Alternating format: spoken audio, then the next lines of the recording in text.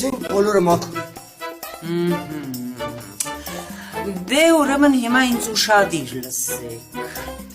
Ոչ մեկը դասարանից դուրս չի գա, մինչև չգտնենք գողին։ Այստեղից հետևություն, որ դուք կգիշերեք դասարանում։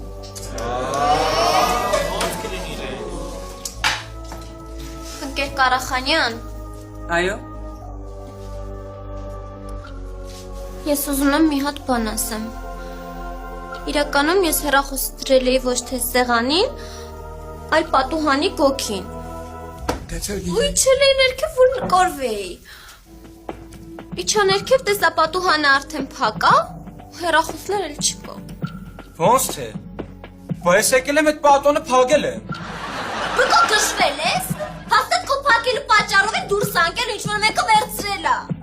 Բա անջատված, ով է հեռախոսը տանում դնում պատուհանի գոգին, որ իշի ներքև նկարվի։ Բավ առանց նայել պատուհանի արանքում iPhone կա թե չէ փակում։ Իրոք է, ձերիս անձնական խնդիրները կլուծեք մեկ այլ տեղ։